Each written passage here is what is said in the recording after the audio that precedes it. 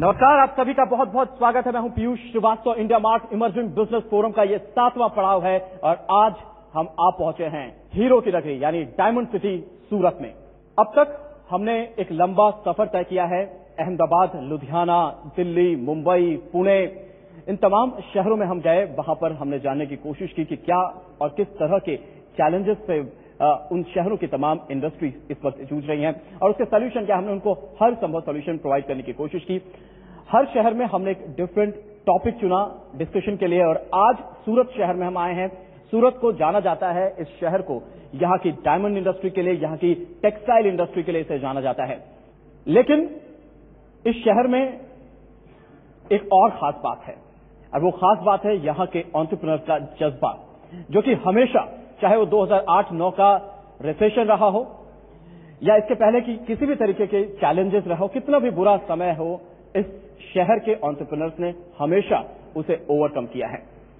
और आज इस साल 2012 में एक बार फिर से पूरी दुनिया कहीं न कहीं रिसेशन के कगार पर है। पश्चिमी देशों में, चाहे बात यूरोप की हो, चाहे अमेरिका की हो, वहां पर कहीं न कहीं एक मंदी का साया दिखने लगा है, जिसका एक डर फिर से सताने लगा है कि कहीं इस बार भारत के ऊपर और बुरा असर तो नहीं पड़ेगा।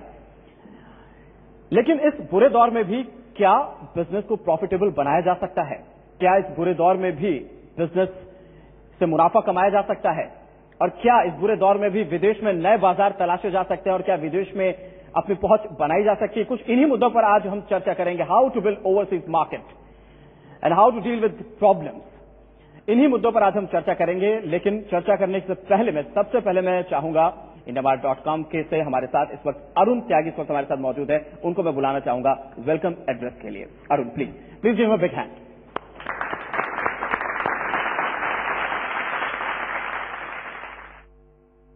The idea that we have behind this entire initiative is to empower and educate SMEs in whatever ways we can. And to pick the ideas here, we have taken different pain areas of SMEs across different verticals in the organizational ecosystem. Apart from this thing, we at IndiaMart believe that Internet has been a game changer for SMEs. It has been a great enabler for SMEs.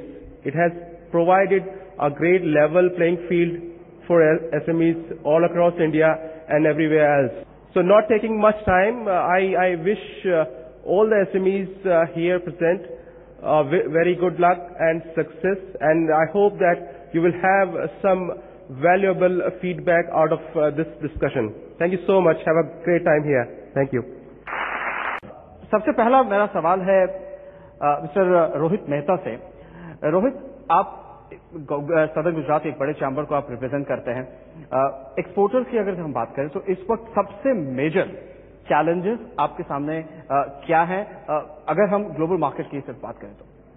देखिए, basically अगर global market की हम बात करें तो ये बात बहुत ही सब जानते हैं कि the total global market is on slow down. India की अगर बात करें तो Indian economy is set to be booming, लेकिन अभी की इस परिस्थिति भी ऐसी है कि थोड़ा स्लो डाउन कंडीशन में है। लोगों, यहाँ के जो एंटरप्रेन्योर्स की अगर सबसे बड़े प्रॉब्लम की अगर बात करें, एक्सपोर्ट करना है लेकिन कहाँ एक्सपोर्ट करे इसका उनको ज्ञान नहीं है। पहले मैं एक्चुअली डायमंड इंडस्ट्री से जुड़ा हूं, इसलिए जो 2008 का जो सिनेरियो था उसकी अगर बात करूं तो जैसे अरुण ने बताया कि everybody laid their eggs in one basket, तो पूरा जो एक्सपोर्ट हो रहा था वो यूएस में हो रहा था या तो फिर यूरोप में हो रहा था। लेकिन वहां की परिस्थिति जब बिगड़ने लगी और जो टोटल इकोनॉमिक क्रैश हुआ, उसके बाद जो सबसे बड़ा अगर एक लेसन मिला तो ये मिला कि spread your risks. Spread your risk की बात आती है तो बात आई कि और दूसरी जो स्ट्रांग इकोनॉमीज है वहां पे हम अगर जाते हैं तो वहां का मार्केट हमको मिल सकता है।